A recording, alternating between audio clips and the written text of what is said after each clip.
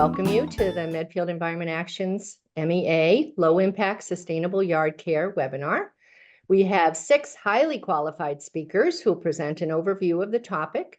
Their names will be up on the screen in order of appearance. The webinar will be recorded and will be available on the MEA's website in a few days. All attendees will be muted upon arrival. There'll be plenty of time for questions. Hold your questions till the end, please, and all questions will be via the chat. Medfield Environment Action is a grassroots volunteer organization which empowers advocacy and taking action to combat the climate emergency. MEA is proud to be part of the Sustainable Medfield Network, and this webinar is in support of their action of the quarter, which is Sustainable Yard Care. Sustainable Medfield is a one-stop resource for taking action and also connecting community groups here in Medfield. We encourage you to visit both websites, which will also be up on the screen. We ask that you participate in a short live survey, which will begin momentarily so that our presenters can be familiar with the audience. One final note, as an attendee, your name will be put into a drawing to win several pieces of electric lawn equipment. The drawing will be taking place at all of our events this spring. The more you attend, the better your chances of winning. All right. Okay. Should we start that poll? Sure. That poll. Okay. I'm going to read them out loud because you don't get to see them on the Zoom recordings, I've noticed. So we have 49% of the people here are homeowners who do their own yard work. 22% are homeowners who contract with a commercial yard or lawn care contractor. 7% of the people here are commercial yard or lawn care contractors. And then we have others who may be renters or such like, and that's 22%. The question was asked, what are you hoping to learn more about when it comes to doing yard care in a sustainable way? You are allowed to choose several options, but avoiding pesticides and herbicides is 64%, water conservation, 69% of the people are interested in that. Using non-air polluting equipment and equipment that is quieter, healthier, 43% of the people here are interested in that. Avoiding chemical fertilizers, 60%. How to convert your current lawn to a sustainable yard with native plants, 71% of the people here are interested in that. And then we will take a look later at the details on where people are coming from. We asked that question because as part of the Sustainable Medfield works with Mass Energize, and Mass Energize is a group of communities in Metro West, and we began to share events among the different groups so that you might be able to participate in something virtually in another community. So I see we have somebody here from Weston, somebody's from Boston. We've got a couple people from Wayland. So welcome to all of you. All right, I'll stop sharing that. So here is our list of presenters. I don't know if you want to screenshot it. We will show this slide again at the end of the webinar in case you want contact info for any of our presenters. And we're going to start off with Jeff Hyman. Jeff is an environmental health and safety professional with over 35 years of practical experience supporting mid to large scale multinational organizations. And he's also a certified mindful outdoor guide. There's your slides, Jeff. Jeff is passionate about protecting the natural world and has crafted a culture of leadership in sustainable operations and has led organizations to achieve ISO 14001 certification, Platinum and Gold LEED certification, Well Gold and Platinum certification, and established a zero poison pest management and exclusion approach to facility operations. He has also received the prestigious Wildlife Habitat Council certification for a reimagined campus landscape project in Massachusetts. Welcome, Jeff. Thanks again. I appreciate the opportunity to be here tonight with this prestigious group of colleagues. The title of my presentation is Plant It and They Will Come: A Homeowner's Approach to Low Impact Yard Care. I did want to mention that we take care of our own yard work. We don't use landscapers at the moment, and I just wanted to let you know about that.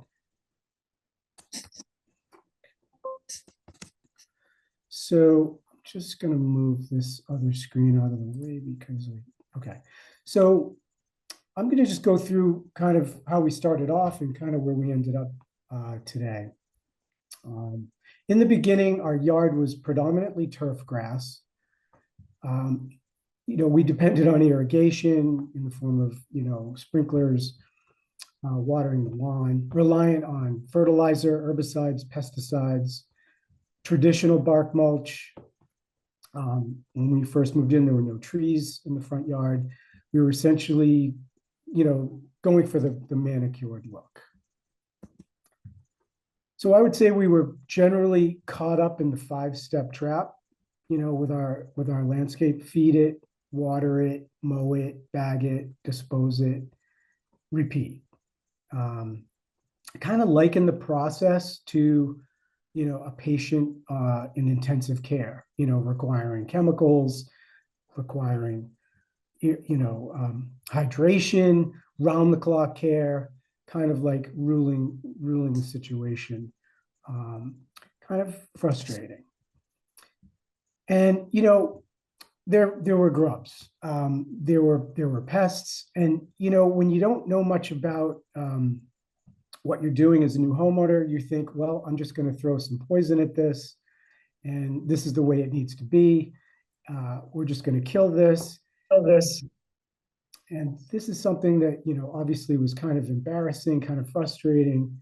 But I would say the happiest beings in the neighborhood were the robins and the birds that were trying to eat the grubs that we had.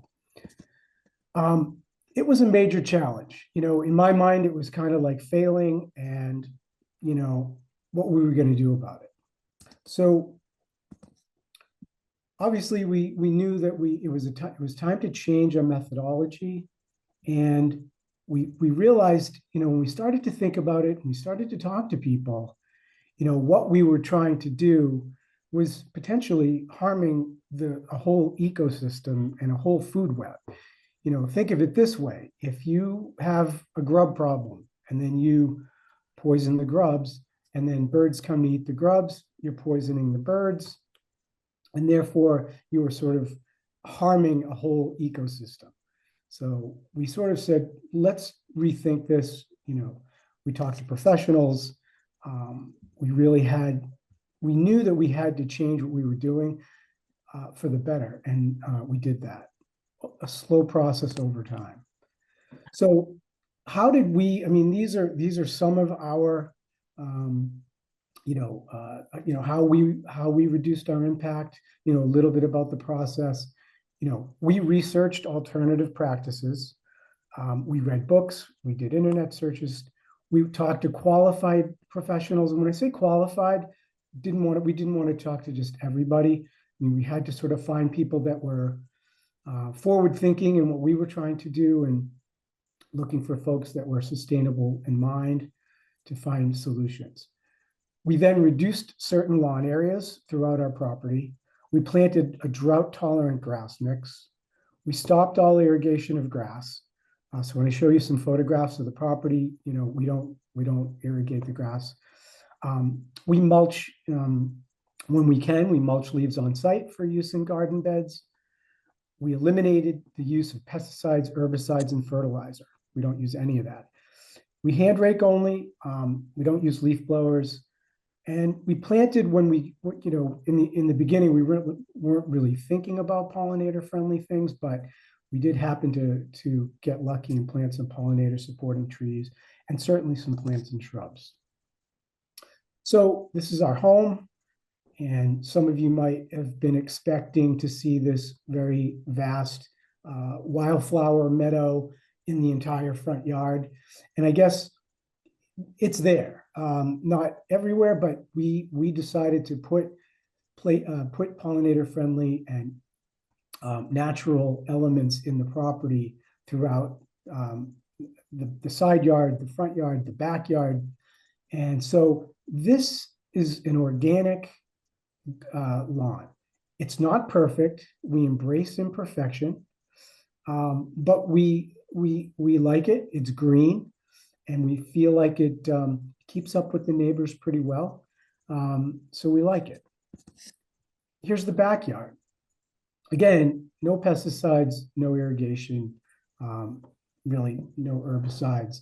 So you can start to see some of the other plants and some of the native species. Again, native and non-native species throughout the property, in the foreground here and also in the background. That's my neighbor's treehouse, not ours. And we planted things that attract pollinators. You know, they need plants that provide nectar. This is a sedum autumn joy, and it's their food. If we put in plants that do not provide food, it offers nothing to the ecosystem. Plants also in our yard serve other purposes, such as they hold water after rainfall, which is also good for insects and birds and other animals. So plants serve a variety of uses. This is just a picture. I call it ecosystem at work. This is along the driveway. This is actually the same mushroom taken a couple days apart. I mean, it's pure magic, right? Here's our side yard. Again, showing lawn reduction, put in some ground cover, some shrubs, some lilacs here. This is our crimson cloud hawthorn, which is a little scraggly, but very beautiful tree. When it's in full bloom in season, it is teeming with life, providing all kinds of nectar resources for our friends. We also wait to cut stems and branches. Again, this needs to be appropriate for you. Not everybody likes to do that, but we love the activity that it brings in winter. It provides food, it provides shelter, provides habitat, and we do remove these in spring. We cut them back, but it's really neat to see how they are supporting insects that often hibernate there. It supports birds who eat the insects and the seeds on the plants, and it's kind of fun.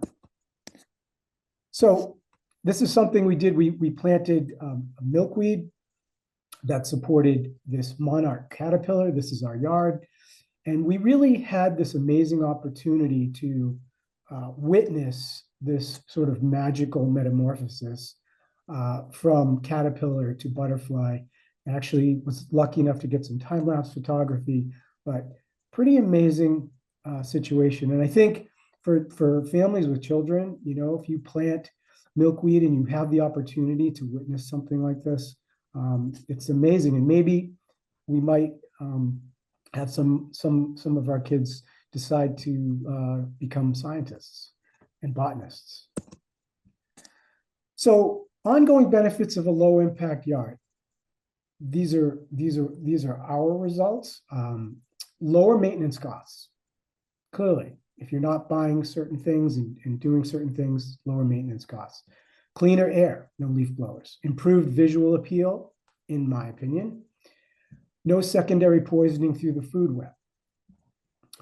Reuse or composting of leaf materials on site, again, where appropriate to do so. We are lucky enough to have leaves drop in places where they can dry out a little bit. We can mulch them up a little bit and use them in garden beds.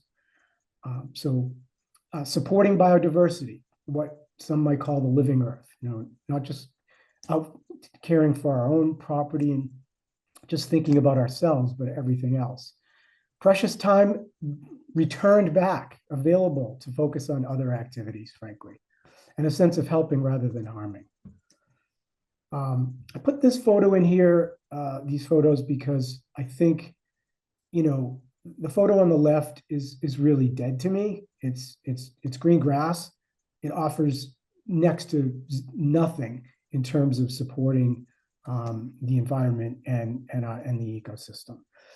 And the photo on the right is basically supporting life. It looks beautiful. Okay. And finally, I just wanted to share quickly, you know, my hero, John Muir, naturalist who said when we try to pick out anything by itself, we find it hitched to everything else in the universe. And I think I sort of modernize that in my own head.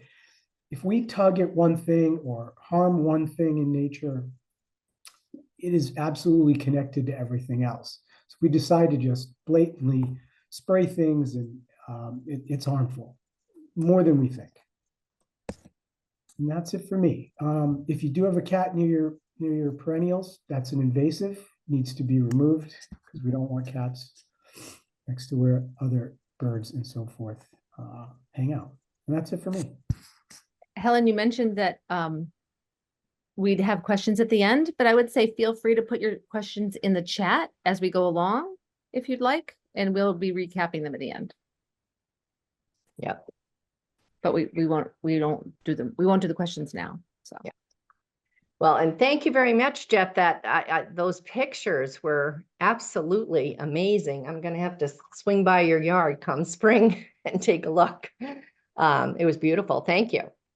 Our next speaker will be Trish Glass, who is from Quiet Communities.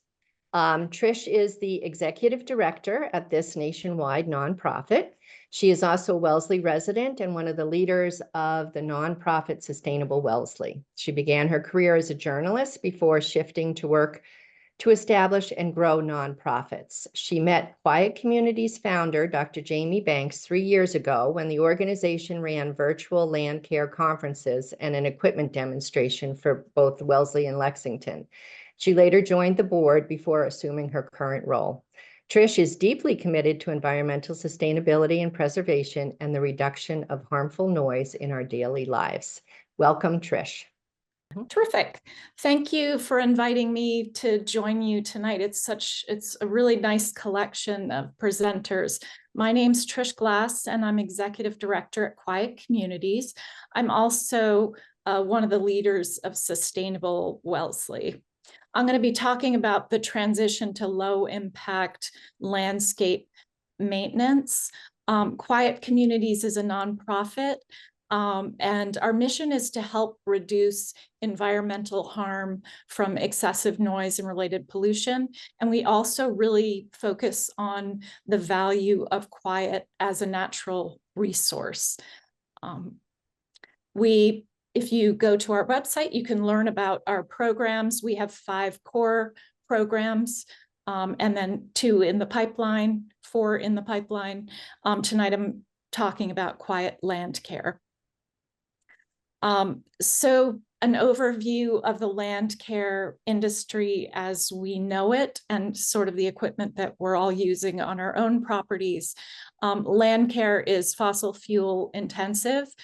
Most of the equipment now is still gas powered, and practices generate harmful noise, toxic and carcinogenic exhaust, greenhouse gases, and non-recyclable solid and toxic waste.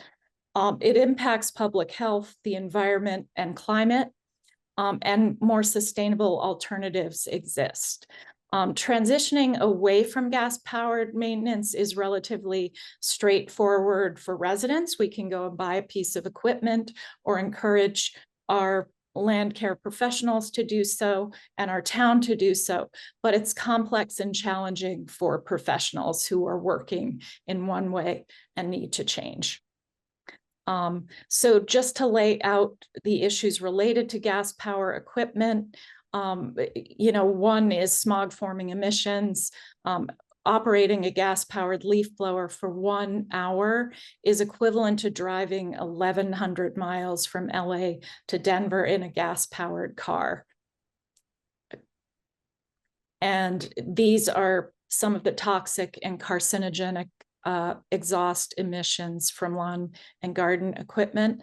And on the right in red, it gives sort of the tonnage per year in Norfolk County, including 52 tons of fine particulate matter.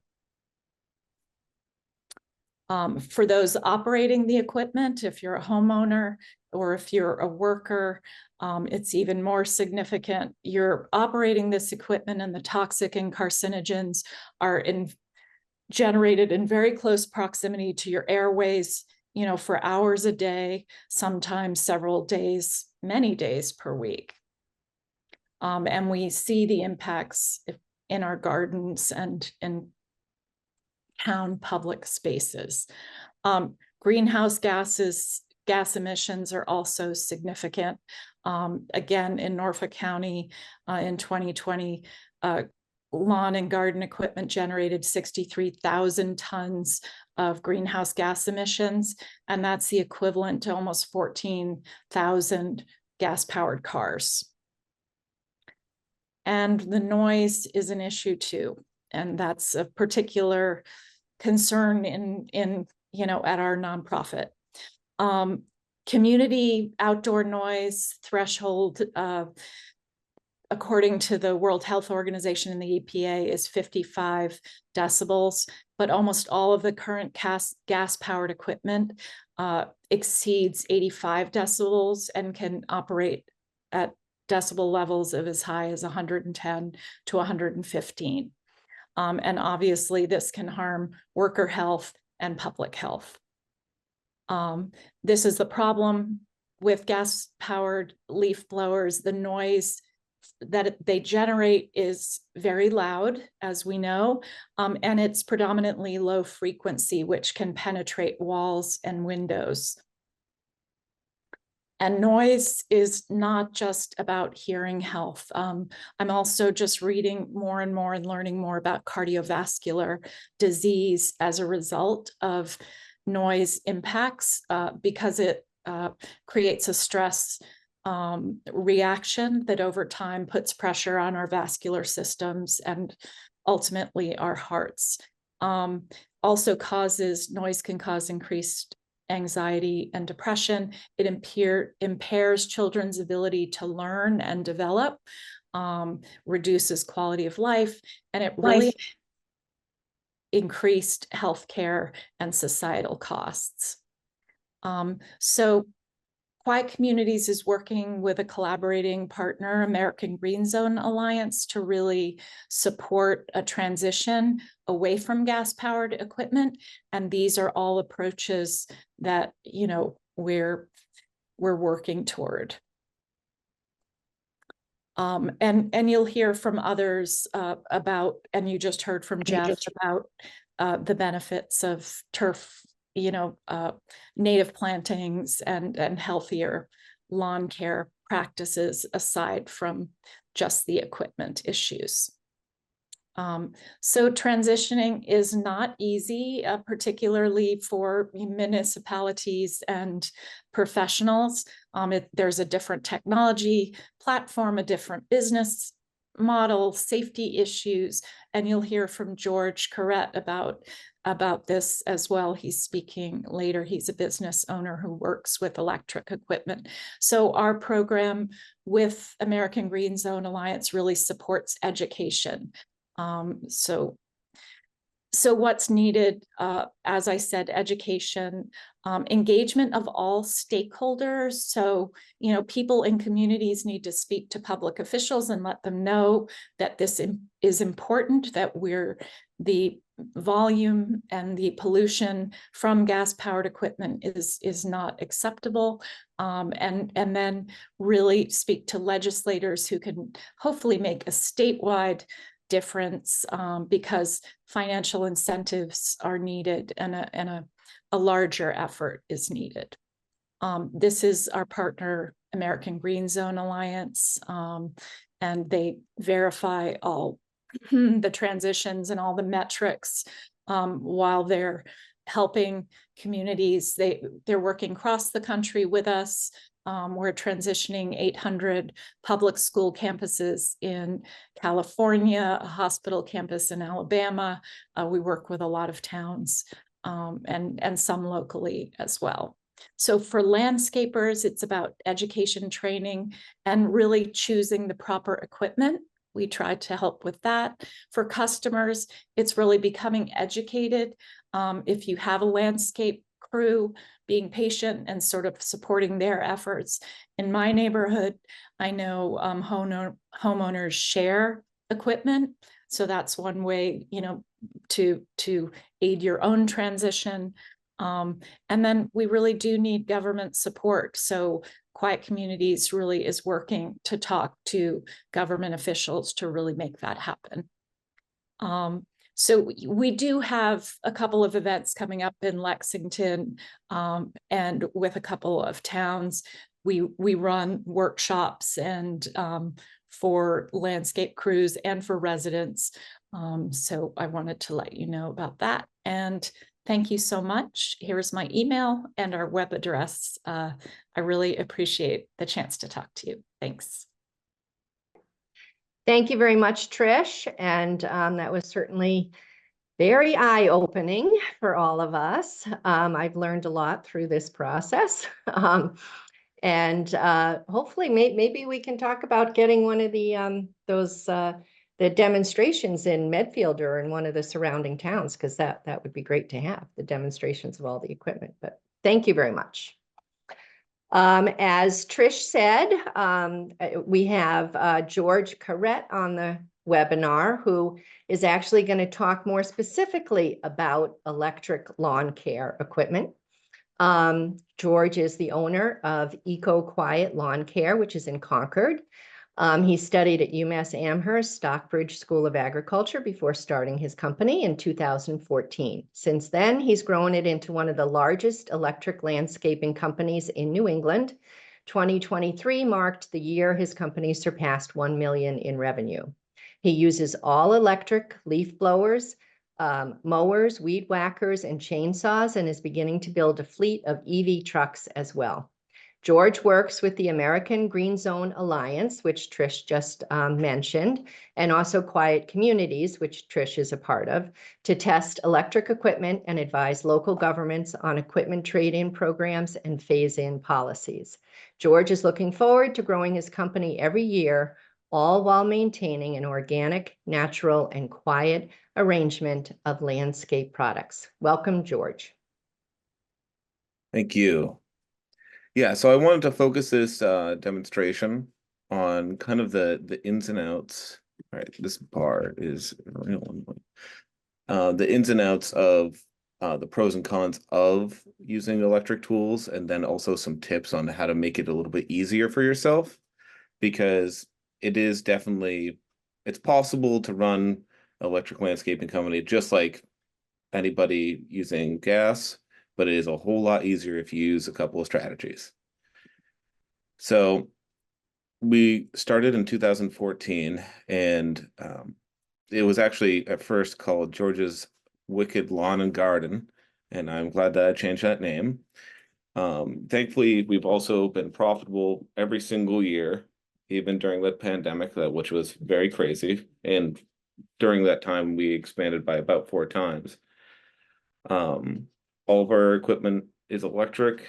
Obviously, we do still have some gasoline vehicles, but for the first time now, we are going to have fleets that are finally going to arrive at places with not a single drop of gasoline being used, and I'm really excited for that. So this is some of the equipment we're using now. It's changed a lot since I started. When I started, it was a leaf blower that was about 330 CFM.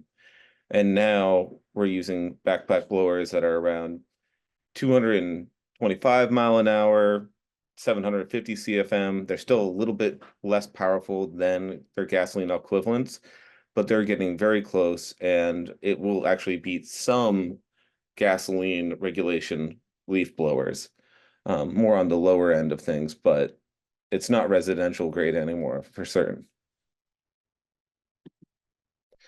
So now for a homeowner, there are some disadvantages. One being it is more expensive, especially on larger properties, to buy the things that you need. If you have a 3-acre property, you're going to have to buy a lot of batteries to really do it all the whole time, or have to charge a lot of batteries while you're going and using your equipment, which can be kind of inconvenient. They often do have lower power than the commercial gas or electric equivalents. And also, this is one thing I see a lot. People go and either charge batteries in the cold, which will destroy them, or if you go and store them in too hot or too cold conditions, the lifetime of the battery will age much, much faster.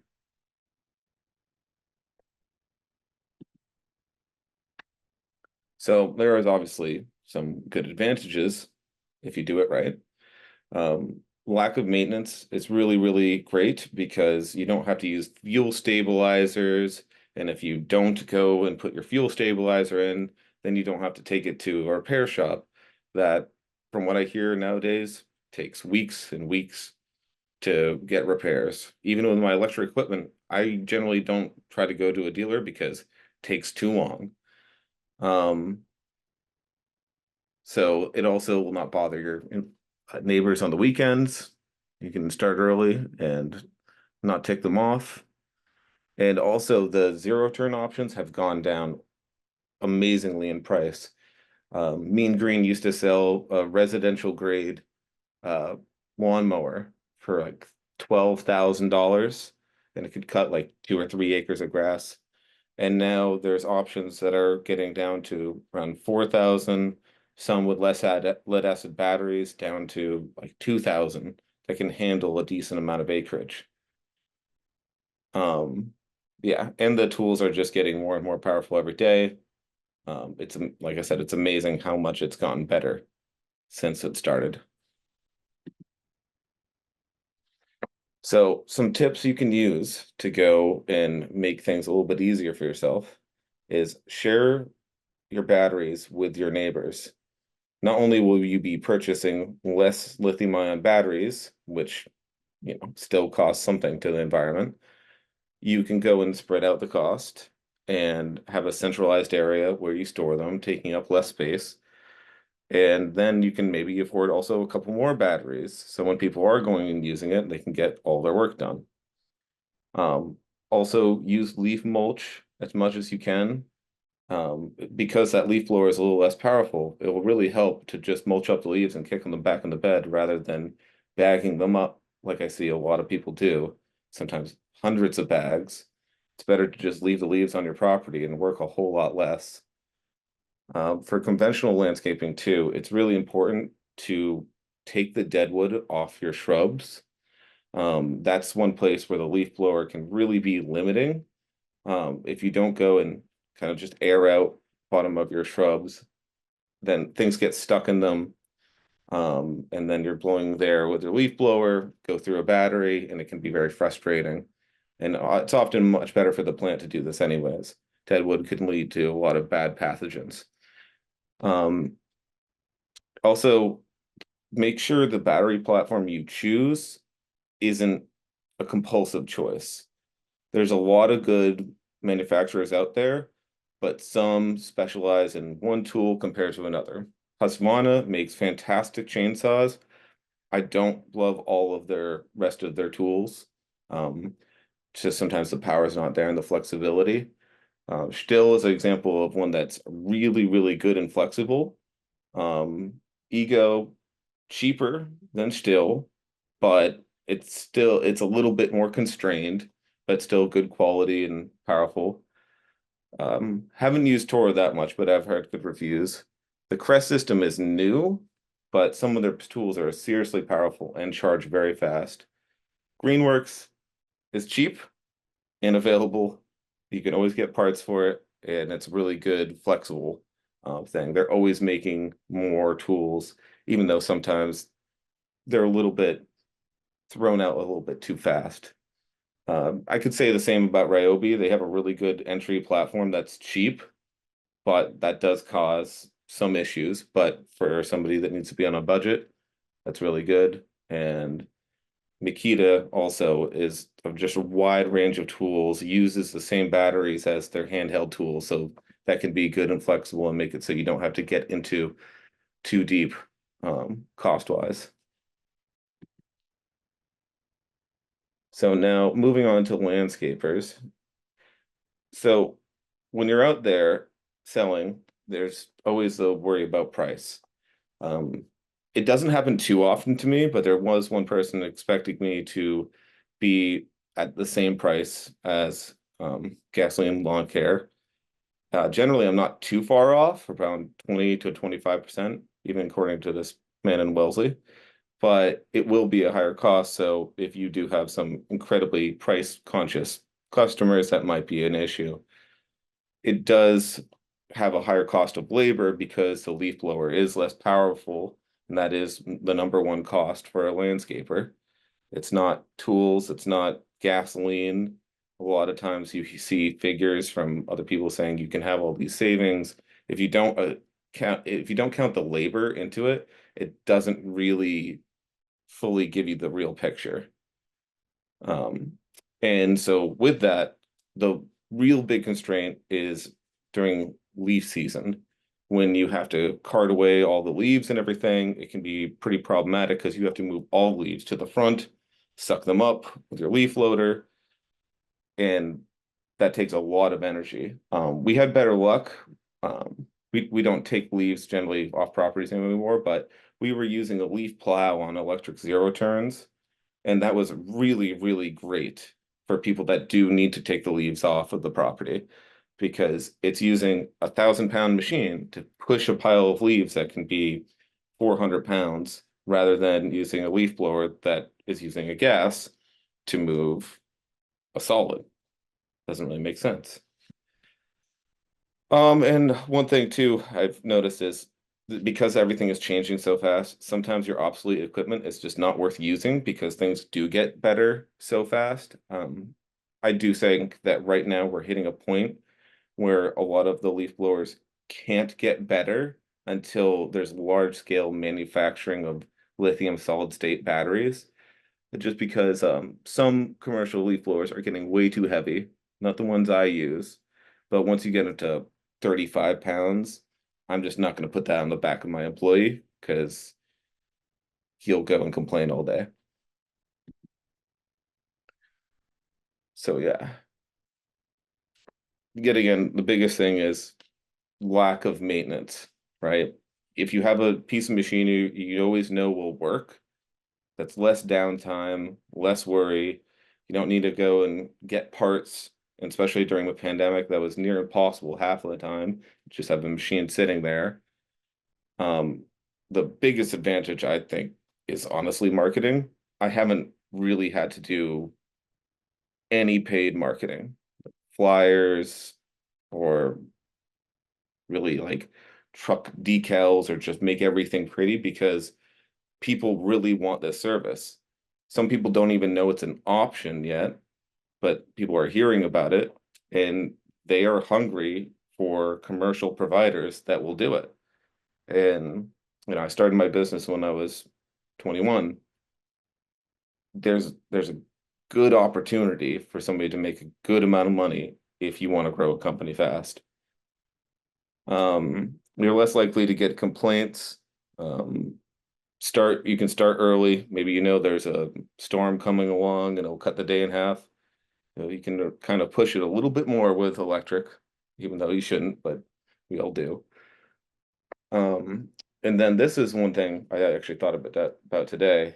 Probably like the cigarette companies of old, eventually when all this information gets put together, people are probably going to sue people because people know that this is causing hearing damage, know that this is causing cancerous side effects, and eventually, well, I'm just saying I'm very happy that I don't have to think about that. And then the lower material price of the actual contracts really comes down to, we don't try to remove material off properties. We don't have to use as much mulch because we're grinding up the leaves, making mulch. We try to reduce fertilizer where we can, use clover instead, which fixates nitrogen from the air, feeding lawn. And yeah, this is an example of a property in Lincoln that we just got, that I bidded about $100,000 on the contract, and the material price is incredibly cheap, like around 3% of the contract. So I have had this model of using leaf mulch, using all electric, and it's becoming more and more profitable every year I do it.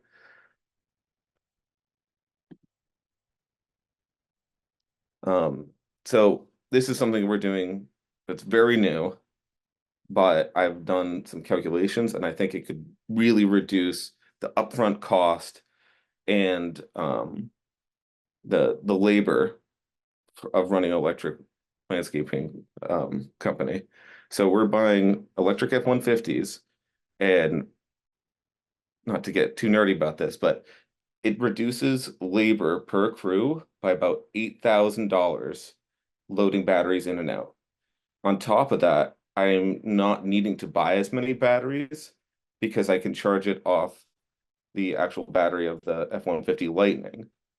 This really makes it so it's almost like almost a free truck if my math is correct, compared to having to deal with the maintenance and fixing even cheap trucks like I tended to have. It really is a game changer. Also, there's a lot of tax incentives. We just got our more EV filing with the state, and they're going to give $7,500 each off each one F-150 Lightning.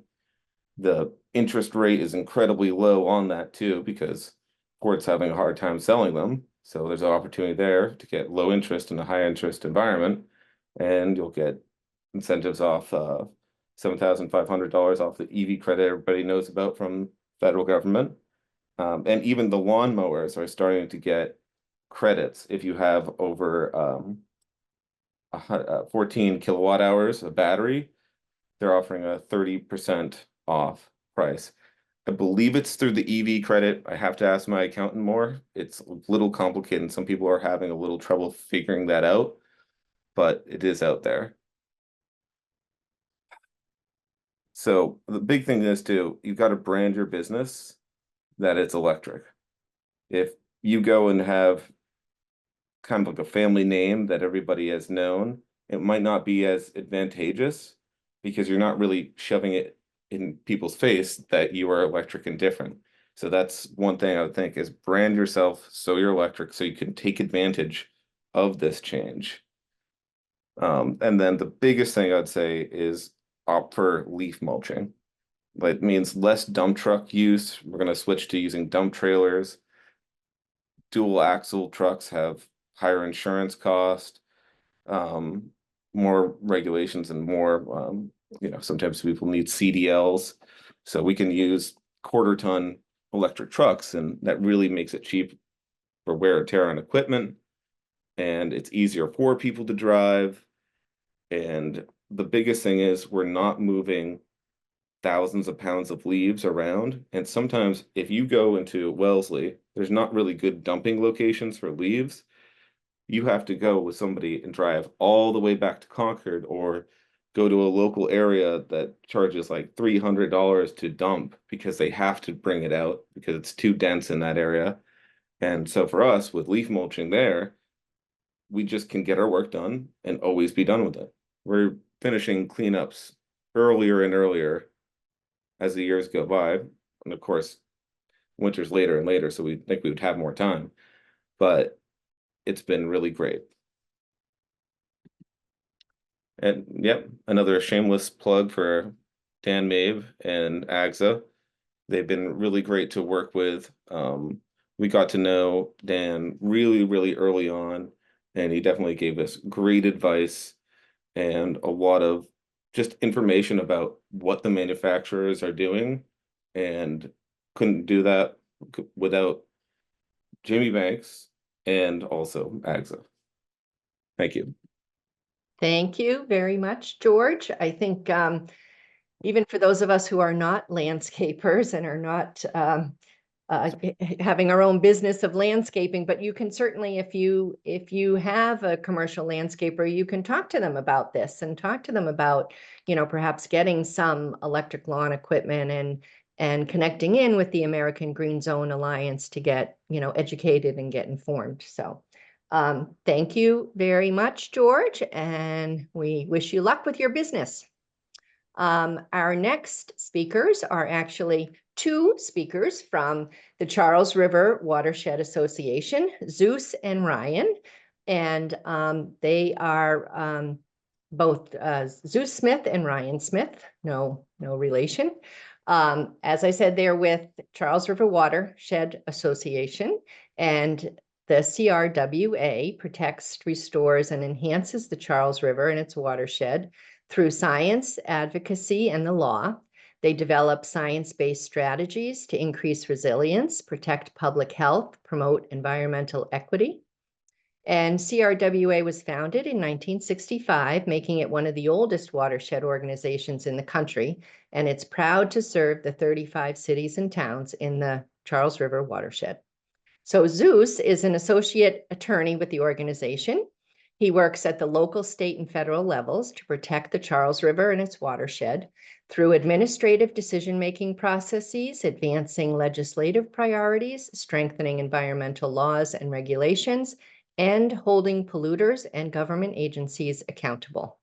He's a graduate of the Maurice A. Dean School of Law at Hofstra University. He's been interested in actively advocating for the environment for a long time. As a law student, he worked with the Environmental Protection Agency's Office of Enforcement and Compliance Assurance, and also the Department of Justice and the Environmental Defense Fund. His interest in international environmental coordination has led him to work with the Center for Water Security and Cooperation in Washington, D.C., and Water for Good, which is a charitable organization working out of the Central African Republic. And Ryan, who is the second speaker, is a volunteer and outreach coordinator for CRWA.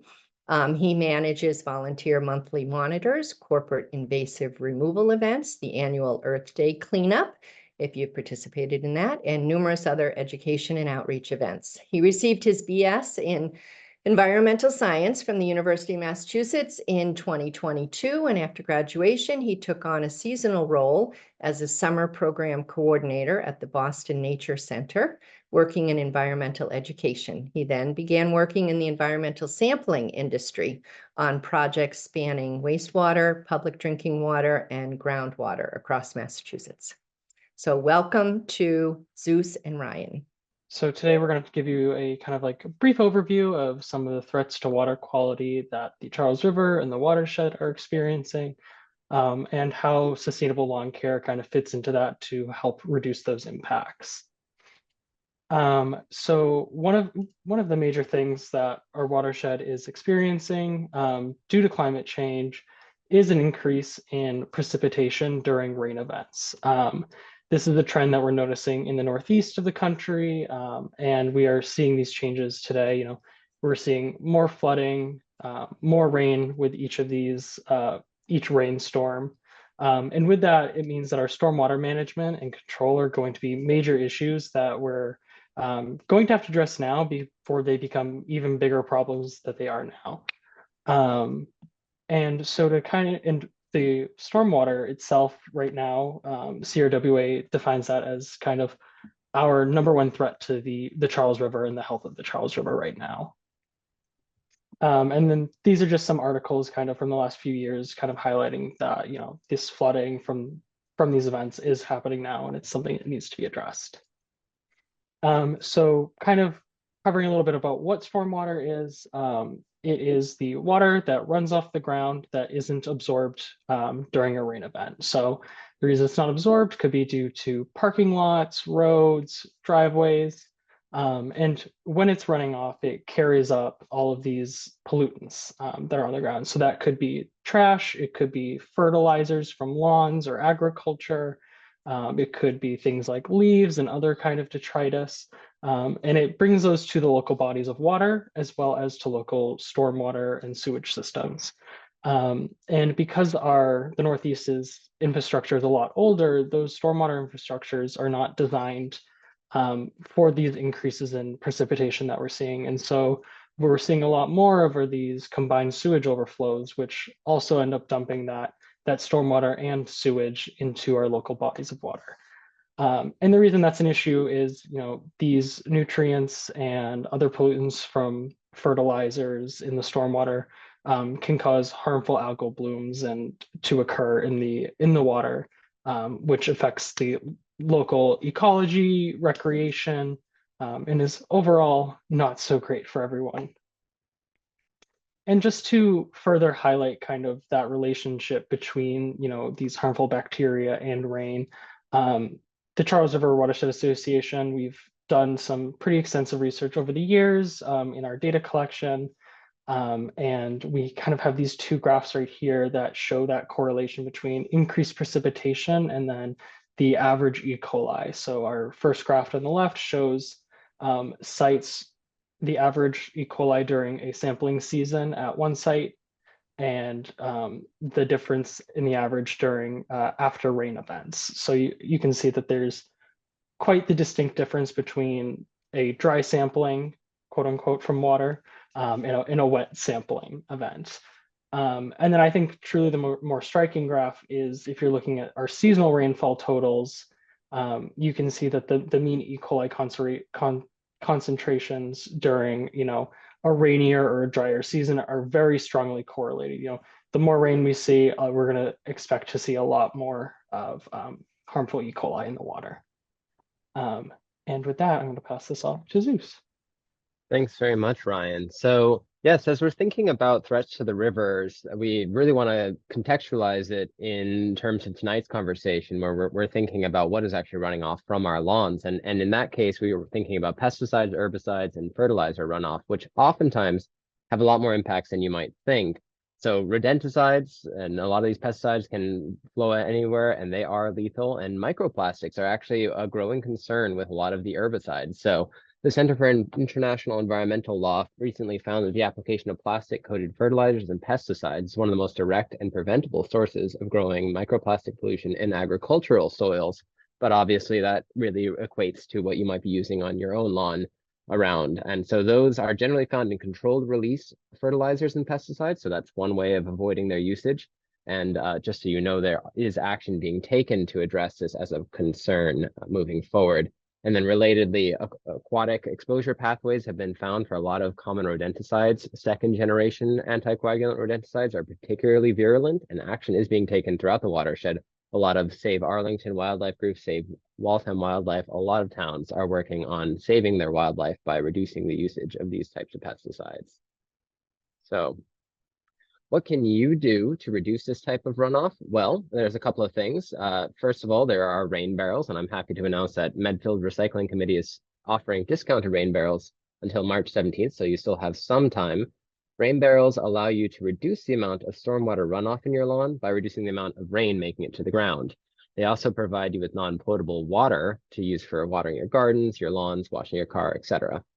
And then one of my particular favorites, because I believe that they are both attractive, from a landscape design as well as very functional from a actual stormwater control standpoint, are rain gardens and any sort of bioretention feature. So you can see a cross section there that gives you a little bit of a better idea. And so they're a really simple design, but they allow for an aesthetically valuable and conceptually fairly simple addition to many home gardens and lawns. To help you with that, I can switch over here to some of the available resources on CRWA's website. So we have a bunch of resources on how to do a rain garden on your site, how to manage stormwater on your property, the value of permeable pavers, which are essentially, they're bricks oftentimes with a little bit of a cutout, allowing water to infiltrate into the ground. And so you can just visit that website there to learn more and find out what else you can be doing on your property. Finally, I did just want to make a quick call out for a different kind of lawn. So CRWA obviously doesn't manage too many lawns of our own, but we have been working with the town of Medfield and the Division of Capital Asset and Maintenance and Management to remediate and restore the Charles River Gateway Park at the old Medfield State Hospital site. So managing the lawn there has been a challenge, as we've had to deal with a lot of invasive species and consider how our treatments are going to be affecting the river, which is of course right there. So the most important aspect of lawn care there, and I think lawn care for anyone, is just regular maintenance and a lot of research to understand what's going on your property. So it's a really great site. We're going to be planning a June or July site walk, and we would hope to see you there. And yeah, ideally, we're going to have that right around the middle of the summer. But that's it for our presentation. You can see there we have our email addresses and our website. Thank you very much for having us tonight. Thank you very much, Zeus and Ryan. And thank you for helping with the, Charles River and the where at Medfield State Hospital is, because it really is A beautiful area where Medfield residents, as well as many other residents from surrounding towns, really do go down there and enjoy that whole area. The gateway, as you mentioned, it's beautiful. So Beautiful. Yeah. thank you very much for all those tips, and I'm glad you mentioned about the rain barrels, because anybody who wants one can contact the Transfer Station and Recycling Committee. So our next speaker is Monique Allen, and she is the CEO and Creative Director of the Garden Continuum here in Medfield. She is a certified landscape designer, a Massachusetts certified landscape professional, an accredited organic land care provider, and a certified conservation commissioner for the Commonwealth of Massachusetts. She began in the green industry as a freelance gardener in 1986. She studied at the Arnold Arboretum in JP and at the Mass Horticulture Society in Boston. She went on to complete graduate design studies at Radcliffe Seminars at Harvard. And in addition, she's completed a wetland design and construction certification from Rutgers University. She served as president on the board of directors for the Massachusetts Association of Landscape Professionals and held a legislative liaison position on the Green Industry Alliance. In 2012, she received the Beacon Award in honor of all her industry volunteer efforts through education, legislation, and business advocacy. The work of the Garden Continuum can be seen throughout Medfield on private properties and public sites. They designed the Straw Hat Park, donating hundreds of hours to the design, construction, and the ongoing care for the park, which is right next to the old, in between the old post office and Starbucks. The Garden Continuum also worked with the Commonwealth of Massachusetts to design and implement the restoration of the Charles River Gateway Park at Medfield State Hospital, which we were just looking at some pictures. And they continue to donate landscape care to the Thomas Upham House and Doherty Memorial. Welcome, Monique. Well, thank you everyone for your presentations. They're really just so good, and there's so many facets to to just being able to be mindful and truly be sustainable in the work we do. So I am going to look at it from the big 10,000-foot view. All of these different elements that have been talked about so far, they become a part of the greater whole, right? The actions that we want to have on our landscape that integrate design, ecology, and land stewardship.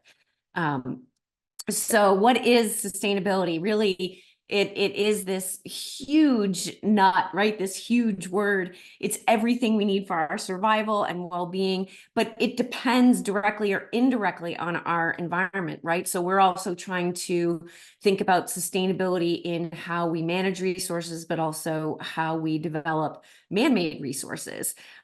So the way we use things, it's not singular, right? It's all of these different things that you've heard here today. It's combining all of those things in various ways to be as sustainable as you possibly can on your property. So, oops, why won't this go forward? Oh, okay. Clicking in a different way. So why for the Garden Continuum? So triple bottom line action was really important for us. And so as a business, we are focusing on the planet, people, and through that, developing a profitable business. So our goal is always to do right by the planet and people, to use sustainable and regenerative practices. These go together really well. Regenerative practices we'll talk a little bit more about, but that is about using practices that think about it like a Kickstarter campaign. When you take something that has degraded or degenerated, you want to add resources into that system so that it can then kickstart itself to go forward. And soil is a huge, huge element here. When we put fertilizers on the ground all the time, it's kind of like feeding your kids Snickers. They don't really ever get strong, and they don't ever really build the systems to sustain themselves. When you're using organic matter and when you're using bioinoculants and biochar and all of these things to sort of create the perfect environment for soil, those microbes move in and they begin to do the work. So that really is about doing right around the planet. For the people, we're looking at humane and healthy methods of running a business. And, George talked about how to run a business in a way that really thinks about being creative, about using different resources. And then we've had other people talking about how we look at this more globally. So what ultimately we need is we need people who are working outside in the land to make living wages and be benefited. They cannot be the quote unquote dirt workers that we pay dirt money to. This is a huge mindset shift that's required in order to elevate regenerative practice. So with that, one of the things we did is we really wanted to support a net zero mission. So really our inputs in and results out are kind of creating this net zero. And the way we did it, because I really didn't have the ingenuity that George has to bring in all of this electrical. And in fairness, I did start in 1986, so it was really different back then. But what I decided to do was I decided to move to hyperlocal. So because I knew I couldn't figure out a way really to change how I used fuel, I thought to myself, well, could we use less fuel? And one of the ways to do that was to put our resources into marketing and really look at how do we market so that we do not drive much, because landscape companies are very, very equipment focused in order to get their work done. So we were able in 3 years to move to hyper local and cut our fuel consumption by 2/3. So we were consuming 2/3 less and paying 2/3 less for it. And we've continued to do practices like that to help us be a sustainable company. So I'm going to go super quick. This is a book I wrote. It's called Stop Landscaping, Start Lifescaping. And it really talks about these 3 elements. Organized, healthy, and wow is how you can really move into sustainable, regenerative landscape. It's a book that is written to both the homeowner and the landscaper. It was meant to sort of level the playing field so that the homeowner had the language to talk to the landscaper and the landscaper had access to level up their practice a little bit. So we'll go into these really quickly. There's a lot of words on the slide. So for people with the replay, when you get the replay, you can spend more time on this. But organization really starts at design. It's the art and science of organizing any outdoor environment so that it will be both sustainable and beautiful. And the goal is very often to draw humans in here. And one thing that is absolutely true is that we don't love landscapes for their features. Really, we love them for our experiences in them, right? We go for walks to regulate our nervous system. That's so important, and it starts with design. The compositional elements of design is that we must assess our environment first. We must be very clear about the people that are going to be using that environment. And then we have to be very clear on function and not skip on the planning for any of these things, or else we jump over the ability for the design to be functional. Garden ecology is really important. This is our native Asclepias tuberosa, which is a great pollinator plant, and it's also an awesome color.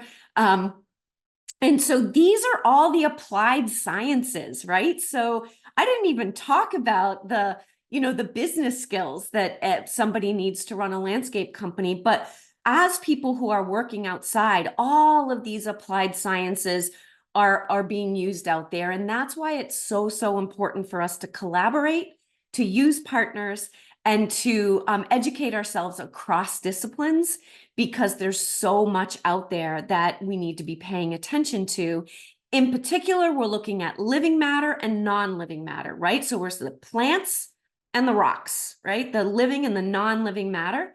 And then we have this overlay of energy. So the vibrational energy of the earth, the heat systems of the earth, and then the sun, and how is that developing energy fluxes throughout. And then we have humans. We are a huge pressure on garden ecology, not always negative, but we're definitely a pressure, and we have to pay attention to that.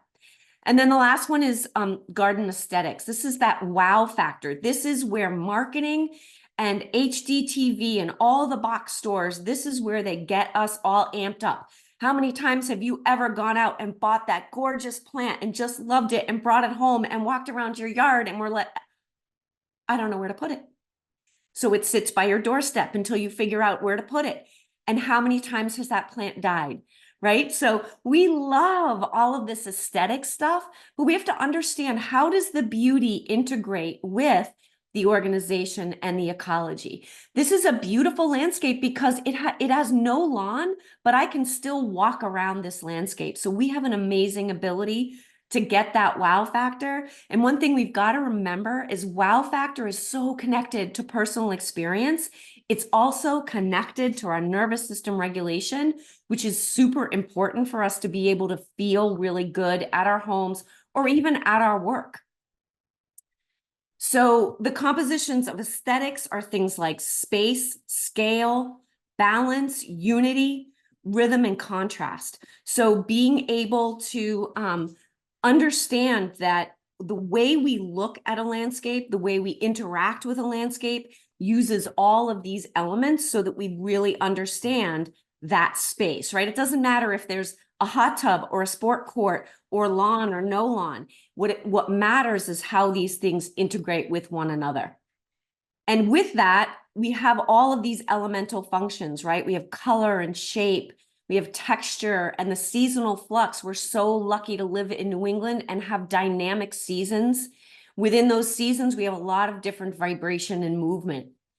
So for a sustainable design, we're looking for it to be responsive to the environment.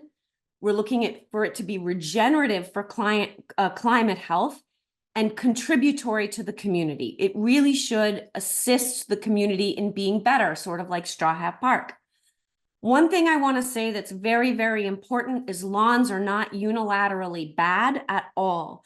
It is the practice of lawn care that is really, really difficult on the environment. When you have a lawn that is a plant combination, this is a turf lawn that is full of clover, you have a nitrogen fixer providing the nitrogen for the lawn. In this is my house, we have a very, very deep sink of soil so that the lawn is growing incredibly deep roots so that we don't have to water it very much. So practice is important. And remember that everything starts with your soil, and the work that you can do to develop your soil is super important. The art of garden making is blending various living and non-living, remember the plants and the rocks, components together to construct an environment which includes and invites both the plant and animal kingdom in to participate per the imagination and whim of the gardener. Gardens are not natural. They are made by us. We can, in fact, though, turn them into ecosystems by kickstarting that regenerative vitality into the land so that the plants do really well. Okay, so just a couple more slides. Plant communities. Remember that plants are not singular. They're all breathing air together. All these this is also my property, they're also sharing root space. And one of the things we can do is we understand that not all plants live forever. There is succession, and most of these communities aren't naturally occurring. So they do take things like pruning, like mulching, but we can reduce that work when we choose right plant for right place. We can also think about our spacing, which is huge. These rhododendrons were actually pulled off of a Medfield property because they were planted right up front. They were all smashed together and they had been chopped on the top to get away from the windows. I pulled them out. They didn't want them. I brought them home. I spread them out. I will never have to prune these rhododendrons. There's just zero work that has to be done here.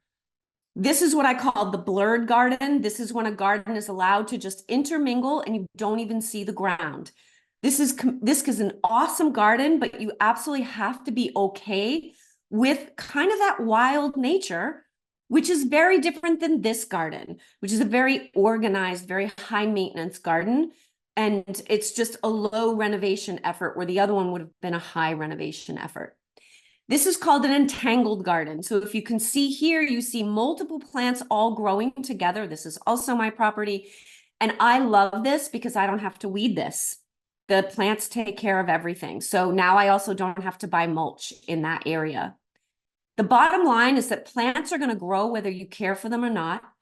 Your job as a homeowner or a landscaper is to guide how they grow. Avoid the product approach. There is never going to be a product that's going to make your landscape better. It's always going to be a systems approach. Plants are ultimately like people. They have anatomy and physiology. They have lots of similarities. So if I buy a clethra, which is what is here, this is a beautiful native species, but not every clethra is the same. They also have individuality. Gardens are very much like society. They're dynamic and interactive. They're symbiotic and they're combative. They will absolutely fight one another.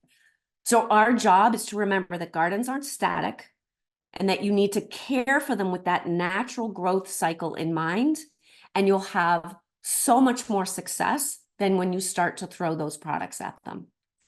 So I thank you all very much. Feel free to connect with me anytime. There's lots of ways to connect with me. I have tons of free material on the website, thegardencontinuum.com, lots of blogs for you to read. So enjoy. Thank you. Thank you, Monique. That was fabulous. And wasn't it a really great, really great program with all these people? So we can do some questions now, I think would be good. Helen, yes, you could nod. Questions will be good. I wanted to ask actually, George, a question about the leaves and the mulching. How deep can the leaves be that you can mulch? So is it? How deep are you saying when you're grinding it? No, Or how many inches of, can you have deep just mulch? one leaf cover, one leaf over all of your, one layer of leaves over your yard? Or if you have, if you're under a tree and you've got 2 or 3, can you still mulch that? I generally never have enough leaves to fully mulch a property when I'm actually grinding them up. Some places that don't even know that we do it because they don't have that many trees there. So yeah, even on oak lots, I can go and use the material and spread it around. And like I said, people usually want to add like a little bit of mulch on top after. It depends what the place looks like. If it's ground cover, then you don't really want to. But yeah, it rarely is a problem that you have to remove any excess leaves. And like I said, most of the time we don't have enough. So you mulch them not in place on the lawn, but you mulch them and then put them in garden beds and that sort of thing? Yeah, so what you generally do is we kick it out of the garden bed, that remove the leaves in there, and then we're taking our zero turn lawnmower with gator blades, and we're kind of pushing it and turning the pile over and over again to shred it finer and finer and finer to the point where it's like looks like fish flakes. Really, really small, very powdery, breaks down very fast, and then you just put it back in. Sometimes I add a little lime if, it's a lot of oak leaves, but, there's other situations where there's a pine needle bed and that just manages the weeds real good with acidity. So I don't even mind it. Thank you, Monique. I think you might have had something to comment. Yeah, I just want to say that I love leaf mulch. We use it a lot, but you also need to be quite careful of not over mulching with leaves because you can start to create kind of an anaerobic situation because they're still composting. They're still breaking down. So I love using it and we use it in some areas. Some plants don't like it as much as other plants. And we are finding with the snakeworms that the snakeworms really do seem to enjoy living in leaf mulch. So if you have a big snakeworm problem, I would go more toward bark mulch. And just always remember that there's, it isn't always a perfect do 1 inch over everything or kind of answer. It's try it, see how it's working, see if the snakeworms are coming in or not coming in, if the plant is responding well. But I just big thumbs up for leaf mulch. It's awesome as long as you're watching your garden. We had the chance to get, well, welcome back, Helen. Yes, I'm sorry. I had trouble doing my unmute button, but thank you very much, Monique, for that. And I liked all the great examples of the native plants and all the pictures. And yeah, that was wonderful. Thank you. I wanted to ask, one of the survey questions at the beginning was many people were interested in taking some of their yard and turning it into like a native garden. And Monique, you gave us a lot of, things to think about as you do that. But does anybody here have like some practical tips about if you're interested in getting started, you know, tomorrow you would, One thing that I love about the idea of starting to turn your lawn into native spots is that there's nothing that tells you have to do it all at once. So I love to go for the small win. So pick a nice small area that feels like the perfect part to tend and try that. And you can always expand on that. I'm just going to plug, I see a colleague in here. Her name is Leisha Johnson. She did an amazing project. And I don't know if she would be brave enough to pipe in, but I could maybe email Helen the information about her garden. It's taking a whole lawn system and completely turning it over into native species, and they do tours there for donations. It's a nonprofit. So just wanted to mention that. I think too, one thing you mentioned in the prep call was that even though it's a native garden, you just can't let it go, right? It still needs tending. Even Yeah, if because ultimately we have to remember, this is that slide where like gardens aren't natural, right? They're really our construct, they're our idea. There is an art piece to it.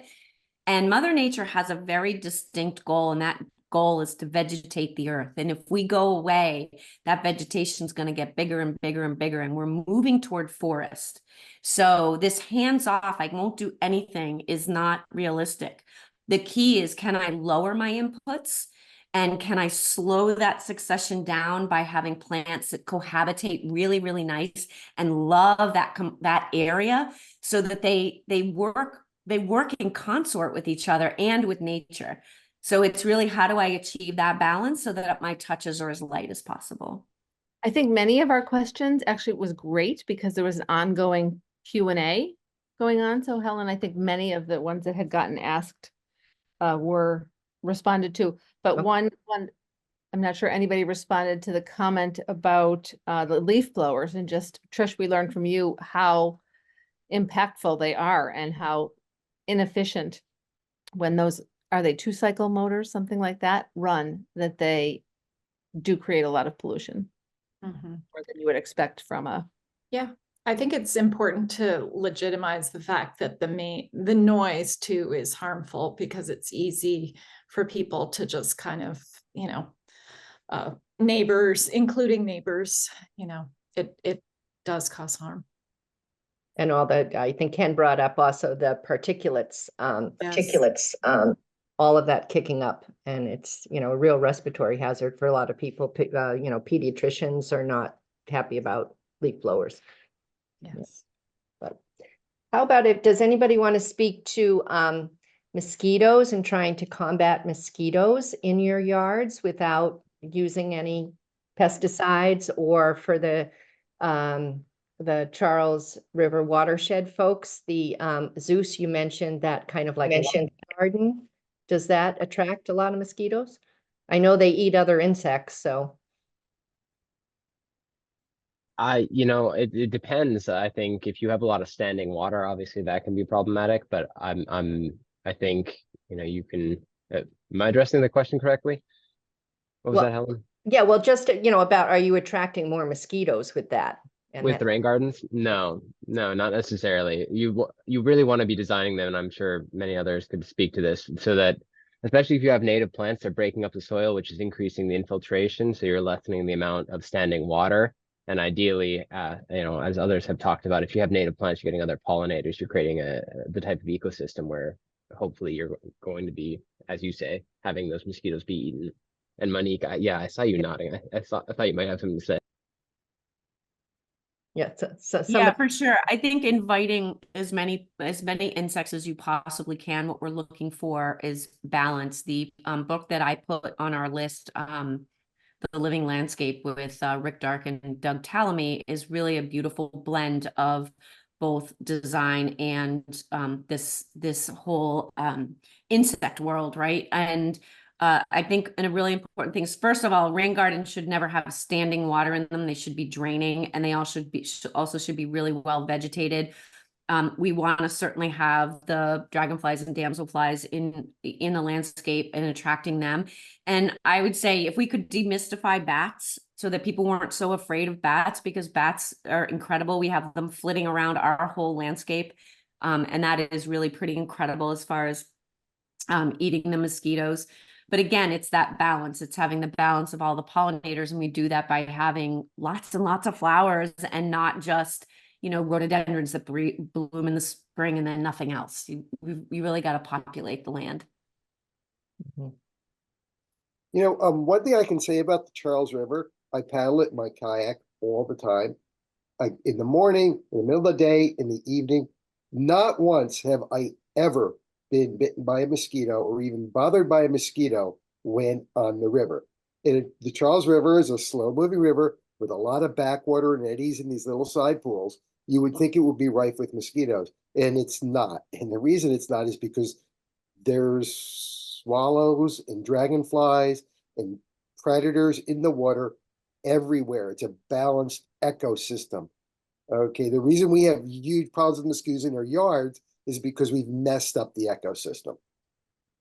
Yeah, that's a huge, huge difference. Invite the native insects into your yard, invite the native birds into your yard, make it attractive, and you'll have less of a problem than mosquitoes. Non-toxic things you can do for mosquitoes. If you have a deck or a patio, get some cheap fans and plug them in. Mosquitoes are weak flyers. They can't fly in moving air.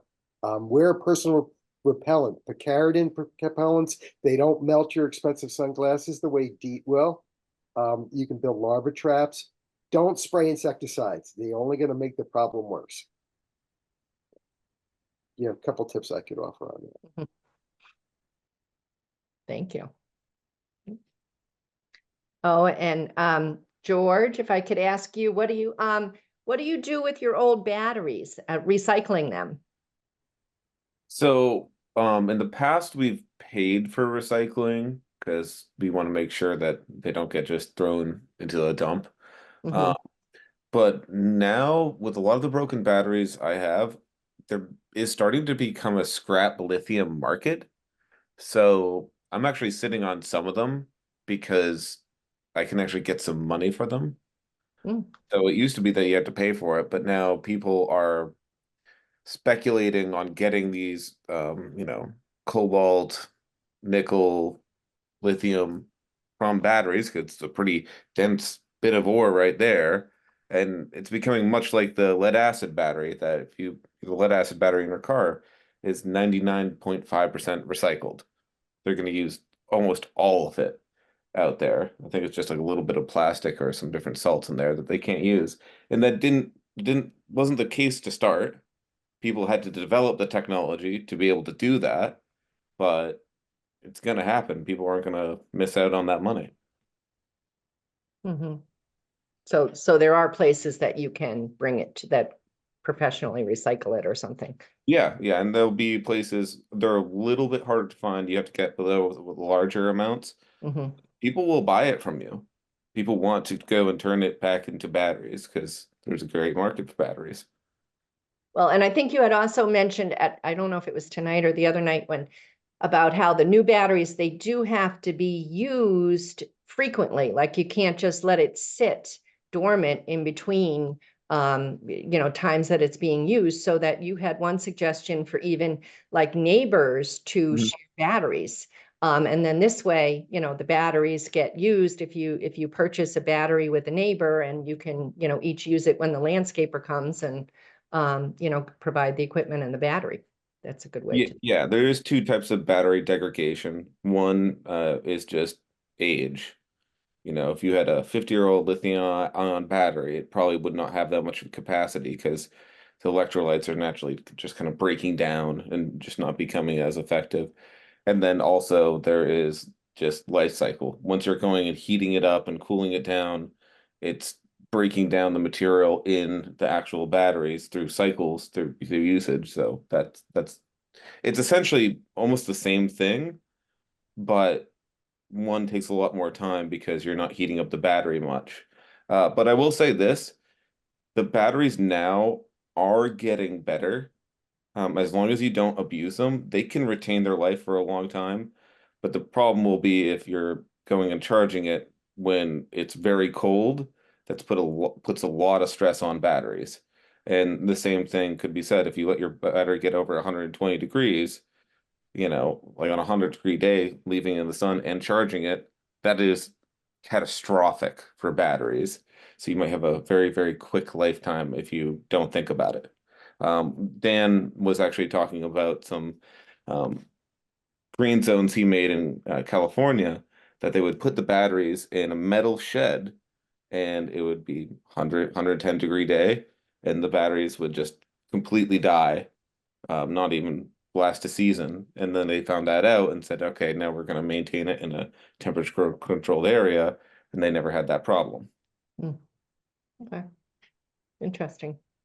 Well, Megan, are there any other questions that I'm looking, because it is a few minutes after 9. I think I'll launch this other poll, but Yeah. while we're doing that, could somebody talk about NOMO May should it be NOMO April instead because of climate change is the question. And it's also a question about the height to cut grass. Anyone have comments on that? I will say one thing when no mo may, you should go and say like, hey, I'm willing to pay for a double cut or anything, because if your grass does get to like a foot tall, I don't know what's in there and I could destroy my equipment. So I love no mo may, love the idea of it, but just being understanding with your landscaper when you bring it up. So if you're going and bringing in a wheat field, don't expect the price of one cut because it's not one cut. Fair enough. Excellent. It's a great perspective. I've read that a lot depends on what is growing in your yard. Now, if you have what's called a flowering lawn with things like native, common violet and other slow growing native flowering plants in your lawn, then there's a benefit. If you don't have those plants in your lawn, you're really not adding anything by no mow May. And I wouldn't worry about the 30 days. I would worry about if those low flowering plants like wild strawberry or blue-eyed grass or the wild violets are there, just while they're in bloom for a week or two, let the flowers live. And then when the flowers are gone, cut them down. So it might be no mow 2 weeks or 3 weeks. Nice. And here's some results for our poll. Most people are likely, I don't know what 4 exactly was, but likely or extremely likely to do at least one step after this. And it looks like water conservation as well as converting some of your lawn and grass to a sustainable yard with native plants are the most interesting topic areas. So Nice. thank you for completing that. Did I share the results? Yes. Yes. Yep, you did. Yep. All right. Well, why don't we wrap things up since it is after 9 o'clock. Again, thank you so much for taking the time to watch and listen to this very important topic. And a tremendous thank you to all 6 of our presenters who provided us with an unbelievable wealth of information. As I said, this was just like an overview of this topic. So there's definitely a lot of room for, taking deeper dives. Let's keep the conversation going. Talk with your friends, your neighbors, your landscapers, have them watch the video recording. All the presenters have generously offered to answer any additional questions and can be reached via email. We can put, Megan, if you want to put that, I can't see the screen. Did you put up the screen back up again that has all their email addresses? And also we asked the presenters if they had any offer of books that they would recommend. So we do have a slide on that if you'd like to take a screenshot of that as well. And as some of them mentioned, they have blog posts on their websites, which are all very informative as well. So, and I'd also like to say a big thanks to Megan, who ran the webinar behind the scenes and in front of the scenes and kept things flowing smoothly. Thank you very much, Megan. Pleasure. And have a good night, everybody. Thank you so much for attending. Thank you. This was Nice to have you. Thank you. Thank you. Thanks, everyone. Thank you. Bye. Bye. Thank you. Thank you, everyone.